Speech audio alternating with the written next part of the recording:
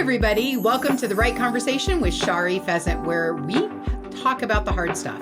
I get into the real good things that you really want to hear when you listen into conversations with people. Look, communication isn't the biggest problem on a team. The biggest problem on a team is not having the right conversation soon enough. And the right conversation is really about 5 factors. Talking to the right person about the right thing at the right time, with the right tone and intonation, and with the right intentions. So join me for the right conversations that I have with my guests, and you get to hear all about the hard stuff. You're going to love this. So let's dig in. Right? Oh. But I can tell by the conversation. This is a great idea. I swear it's a great idea. No. Yeah, I can tell. Usually within 5 to 10 minutes, right? If there's someone who is coachable, or they're interested in learning, or they're going to do the right steps in the right way. And I mean, business, for the most part, there is truly a legitimate timeline of these are the things that need to happen, right? Mm-hmm. And anyone that wants to shortcut or circumvent or not do things, then it becomes a problem. And so there's many milestones in the growth of a business, from early stage to mid to exit, that if you don't hit those milestones, you're in that moment could be in failure, right? Mm-hmm. And so it's helpful to have someone that knows what that looks like. Even if you don't want to hear the conversation, right? I always tell everybody, look, communication is not the problem on a team. It's that we're not willing to have the right conversations, and we need to start having those sooner. I find you to be someone, Cheri, that is willing to have the right conversations, even though they're difficult to have. And I know you're doing it with the other person's success, right up front, that you're practicing bravery by knowing they may not like this conversation, but somebody's got to tell them. So I'm going to be that girl, and I'm going to tell them. Did that come from working with your father for so long? Is that him, or did this just come out of you? No. Did he just have a little spitfire as a daughter? Is that what happened? Actually, it started when I was in my late teens. By the time I was 21, I was already a full-blown escrow officer. So when I go back to the time, wait, you were in real estate. I didn't know that. Yeah, I was an escrow officer for 10 years.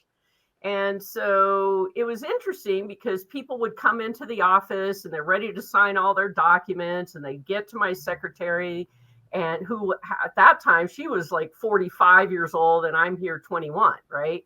Yep. And she'd be like, no, you need to talk to Cheri. She's your escrow. And I'd show up and they're like, there is no way that she knows this stuff, right? And again, the challenges, and then I'd open my mouth and they're like, oh my God, this chick knows stuff, right? And so during that time period, I learned a ton about prioritization and effective communication. You can't have any mistakes, right? And so just dealing with a lot of people, and really that was the groundbreaking of my ability to listen to people, hear what they're experiencing, and kind of set in motion, you want these deals to close, here's what needs to happen, right? Here's the timeline and all of that.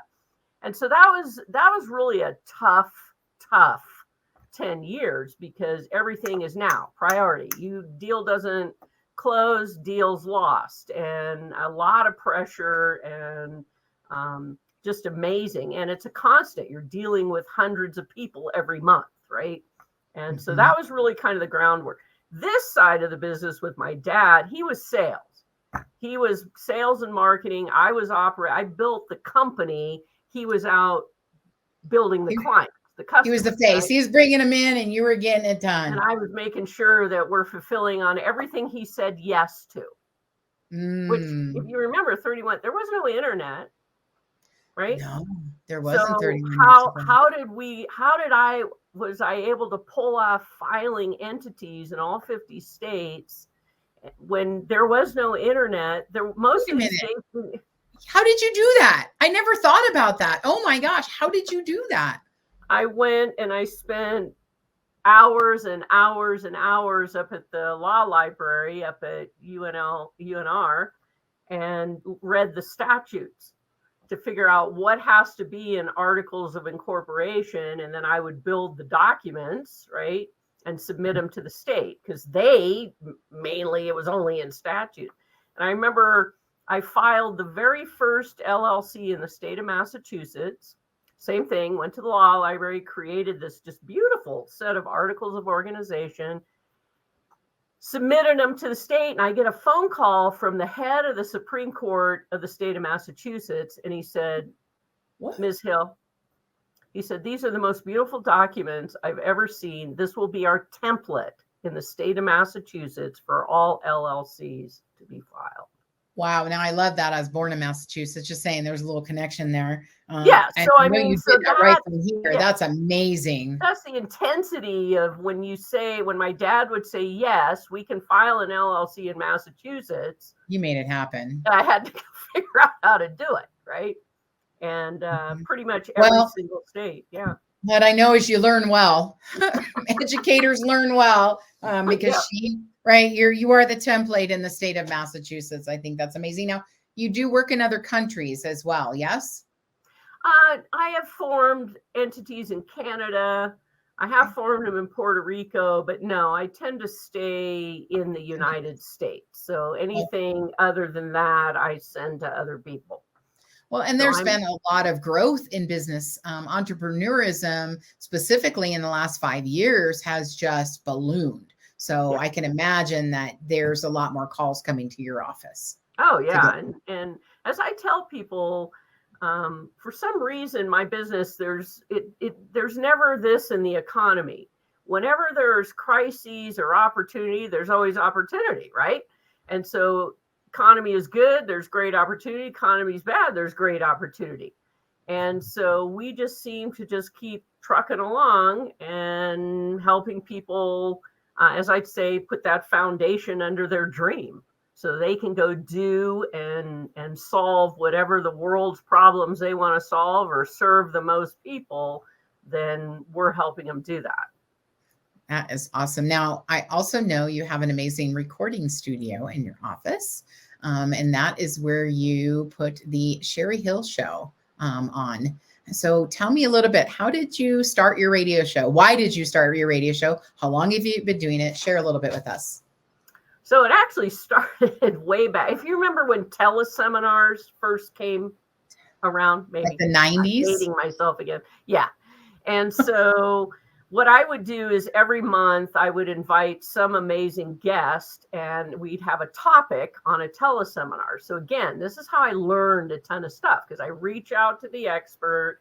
We would do an hour call, a teleseminar. It was no video. There was no Zoom. None of that existed. So I did that for 14 years. And that really set in motion my ability to interview people. So study what the topic is, have great questions to ask, find the right expert. And so then as time went on and my now husband showed up into my life, who has 40 plus years in television and radio, and he already had a radio show.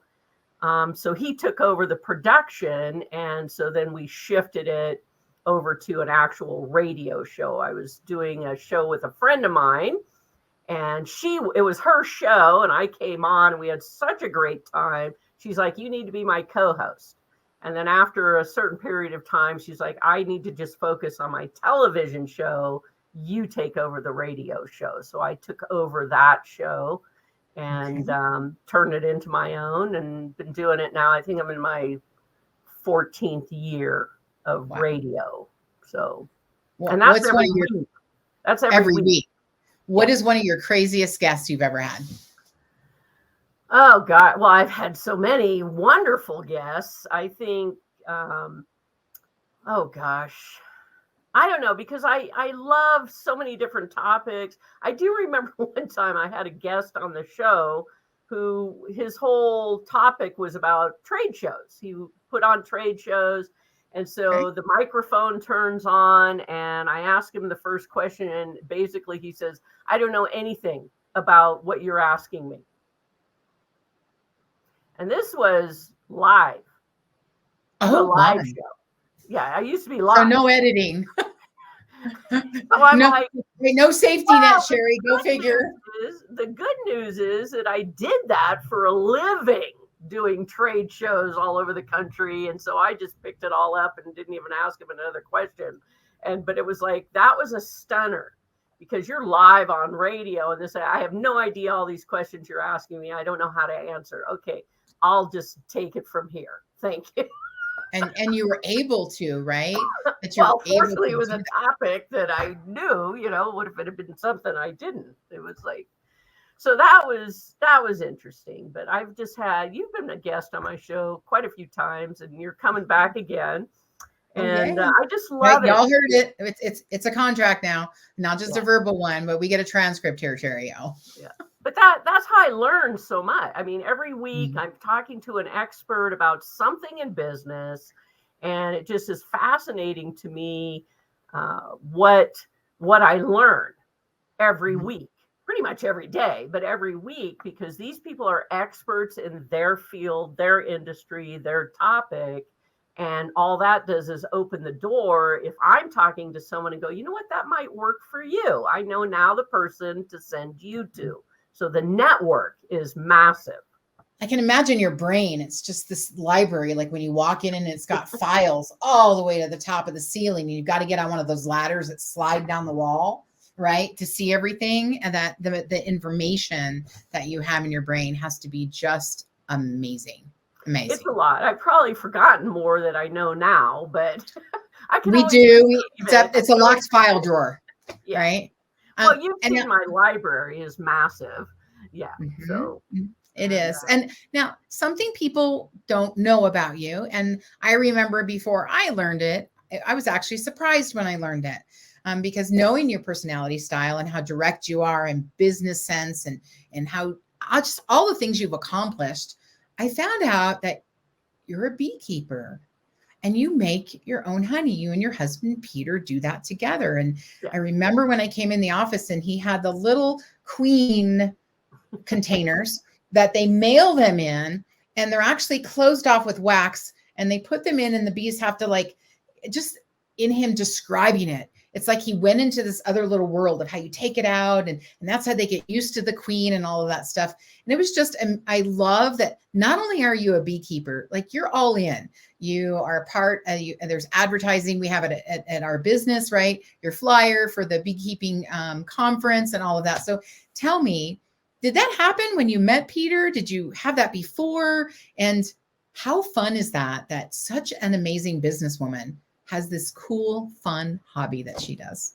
So it's interesting. I was thumbing through a magazine and I saw a flyer for the Nevada State Beekeepers Conference.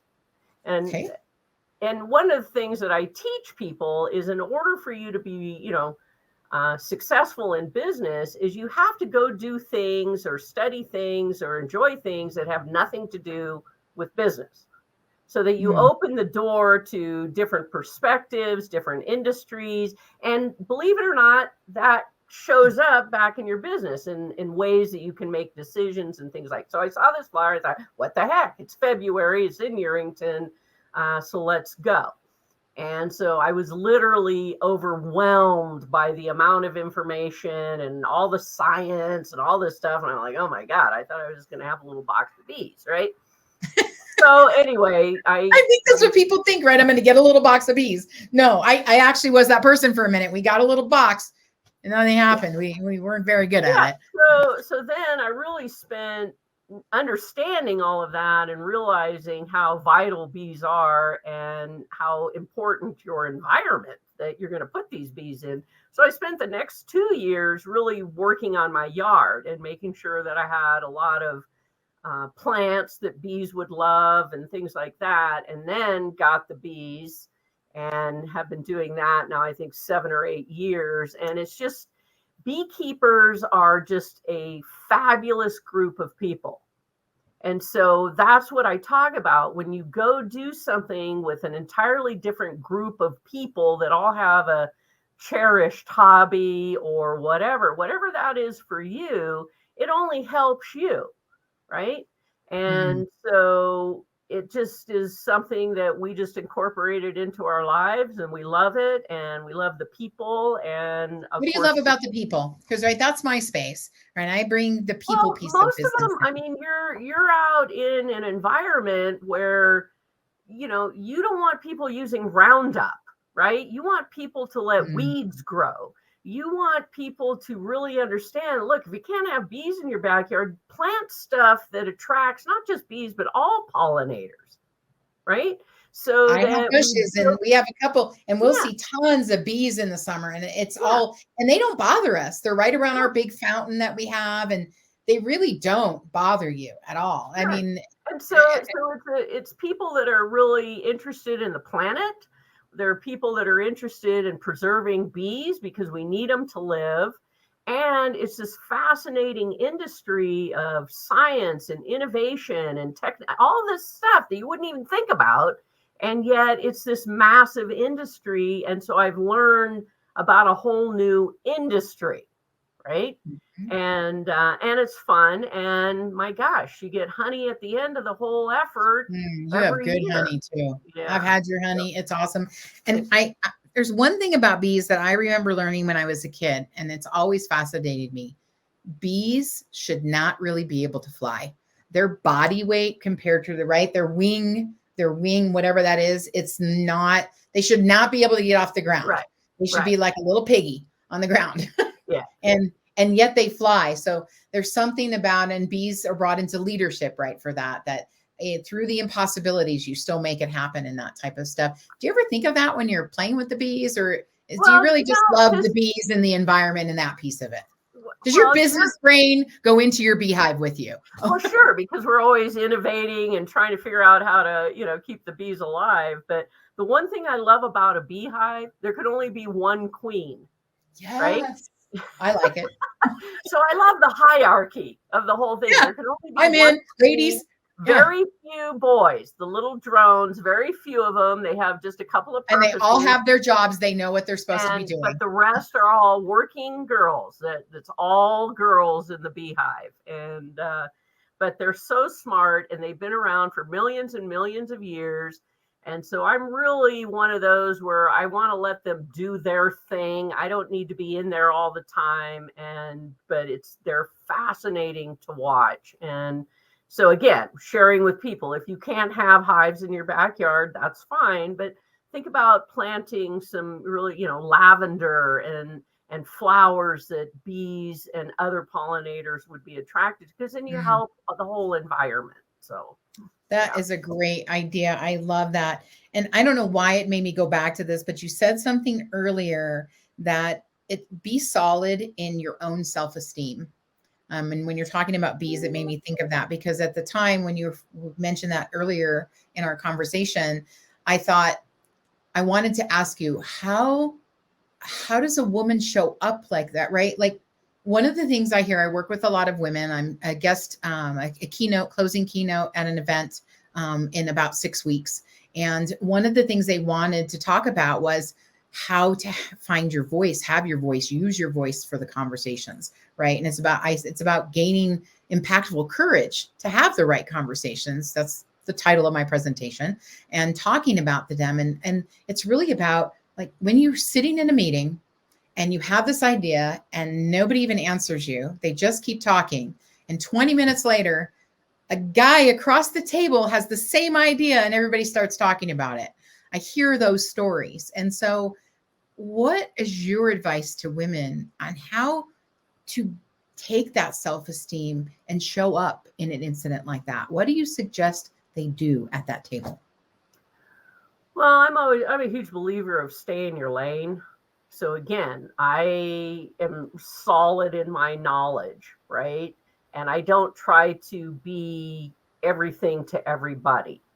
And so when you stay in your lane, like for you, it's leadership and all the things that you're working on. You're not going to go out here and tell people how to reduce their taxes or how to form their entity or what kind of insurance they should have. No, I send them to you.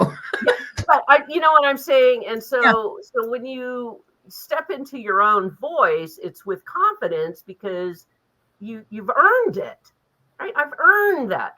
I wasn't the wealth protection diva when I started Sage International.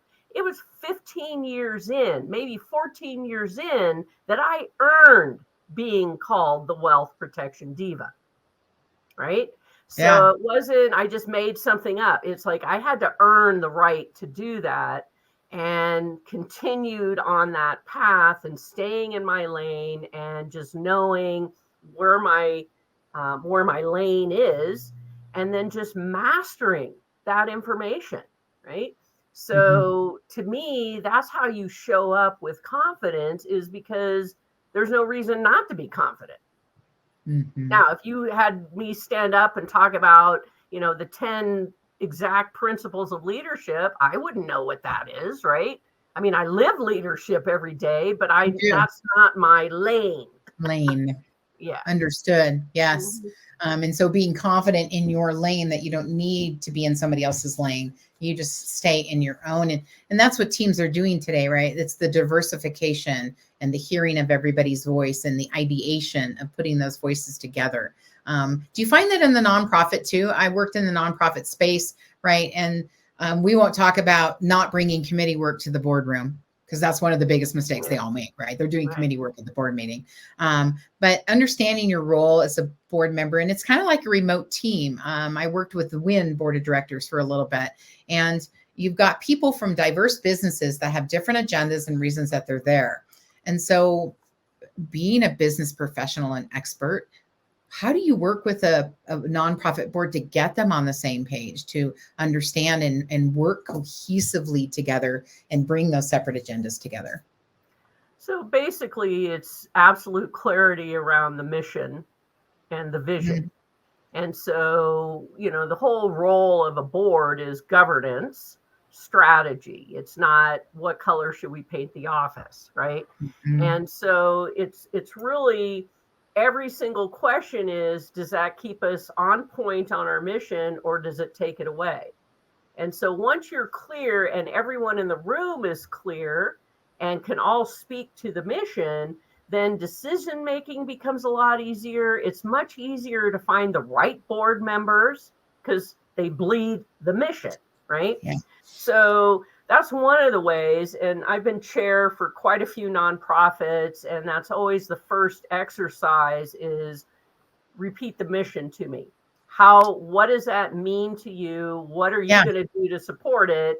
And let's go. Don't just quote it, right? I don't want you to memorize it. I want to know, what does that look like? What are the steps you take? I remember working with city council probably 25 years, talk about dating ourselves, 25 years ago. And one of the things, they had these 7 criteria, and every project that was brought before them, does it fit within the criteria? And which criteria are there, those? And that was something, and I still utilize that today, even in a business. I utilized it when I work with teams. I just was leading the Napa Business Development Group for 7 years. And we started out with, what are our priorities? And how do we fulfill those priorities? So everything, somebody has an idea. How about we do this, right? You got a bunch of business owners in the same town, in the same kind of business, right? So it's not a 20s group where you're all in separate cities, you're safe, you're actually on top of each other. And talking about, does that fulfill our mission, our purpose, our priority? Does it fit within our priority, and why? That's brilliant. So that you find that really helps with your nonprofits. Well, so it's like my company, Sage. So years and years ago, we did a whole survey to our client base that said, why do you do business with us? And 3 words kept popping back up: simplicity, service, empowerment. And so I took those 3 words and said, okay, that's our driving points, right? Simplicity. Do we make it easy for our clients to do business with us, but also easy for them to start their business? So it's always internal, external, right? Yes. Simplicity. Service. Are we doing everything we can to service our clients? And what are they telling us? What are we learning? What mistakes made? How do we never have that happen again, right? Those kinds of things. And then empowerment is all around the education. Do we continue empowering our people here so they can answer all the questions and do the work? And then how do we empower our client? So those are the 3 words. Every single decision, once those 3 words, they're in our tagline, they're on our letterhead, they're everywhere.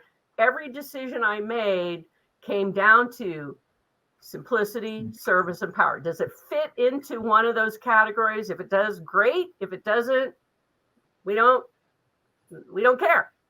We're not doing or strategizing or anything. And people are always trying to get you off track, right? So, hey, I got great ideas. There's people I want you to meet. We should joint venture, blah, blah, blah, blah, blah. And always doesn't fit into those categories. So that's always something that I'm looking at to make sure that we stay in our lane, and we're constantly evaluating those 3 words to see if we're on point.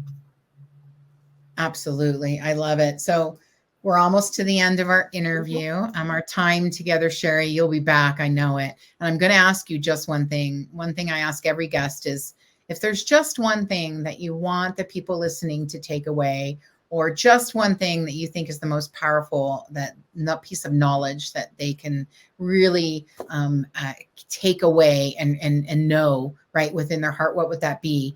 So think about that, what you might want that to be. But before you get into the just one thing, tell me, you're a female that works in some male-dominated industries.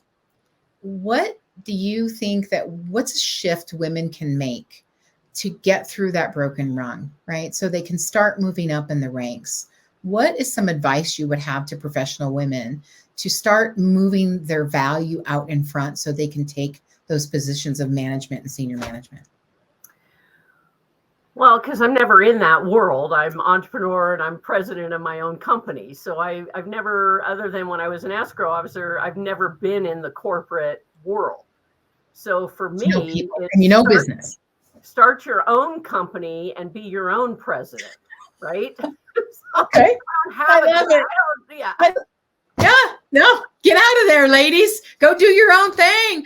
That's perfect. I love that. I don't know how to bust through the glass ceiling because I've never had one. So yeah. Right. It'd be, by the way, I always say glass breaks like really easy. Yeah. Like I'm breaking it all the time. So why aren't you getting through that glass ceiling? No, actually, I would say, to answer that quick, because obviously I deal with people from every facet of life. And so again, it comes down to if you listen to stay in your lane, master whatever the knowledge is that you have to master, and don't settle. If this particular company doesn't value you for who you are, then start looking to go somewhere else, right? And Cheri, retention right now is huge. In fact, I just gave this whole lesson to my daughter, who really, she loves her job. They're not paying her enough. I said, you sit down with your 2 VPs and you tell them exactly why you're trying to apply for another internal job in the company, and let them state your value to them. And by the end of it, she's gotten a promotion and a raise because they don't want to lose her. Yes, but women don't ask. That's actually a book. Women don't ask. If you haven't read the book, go find the book. Women don't ask. Men do, right? And men do, off of their potential, right, ask for raises and value. In fact, the new workforce, that's one of the shifts. The new workforce, including the young ladies, are asking for money based on their potential, not just on what they know. And right, but then you have to deliver. You have to be able to deliver. You can sit here and go, I'm worth all of this, but you better be able to deliver. You better be able. Well, you won't be in that place if you don't deliver. I mean, that's just a given in today's workforce for sure, and letting them know that. All right, it's time. Just one thing. What is your just one thing, Miss Cheri Hill? Focus. So every single thing that I do, I focus on what's that end goal, end result, whatever it is I'm trying. And again, this applies to stay in your lane, right? So if you focus on whatever it is that you want. So if you've ever read the books, The Secret and all the, Think and Grow Rich, the one premise is whatever you focus on, you'll achieve. Well, that's obvious, because once you start to focus on whatever it is that you want, then oddly enough, the universe provides the opportunities, the right people, the right conversations, the right everything, as long as you stay focused. And that's what I tell startup businesses. Don't be chasing all these rabbit trails. Strategy, focus, execution. Right? Stay focused. Yes, I love that. You're right. And I've heard that from you. Yeah. So I know it is excellent. Just saying, just be transparent with everybody. Cheri Hill, the wealth protection diva, is absolutely amazing. Please listen in to this entire conversation that we're having. You will absolutely love it. It is the right conversation for you today. Ms. Cheri Hill, thank you for being here. I can't wait to talk to you again. Amazing mentor, good friend, and just great community member. You're doing so much, and you provide so much, and you willingly give all of that knowledge that you have. And I appreciate that. And so does everybody else. Thank you, Cheri. I appreciate it too. All right. Thank you for being here. You. Yeah. Oh, yay. See, women supporting women. It's a great thing, everybody. All right. Well, we will see you on the next conversation that we have here. And have a great day, everybody. All right, bye. Thanks for joining me for that conversation. My goal is to change the world one conversation at a time. I hope you'll join me for other podcast guests while we talk about the hard stuff and really dig in. If you love what you hear, like, share, and repost so we can grow this podcast. I hope to see you on the inside.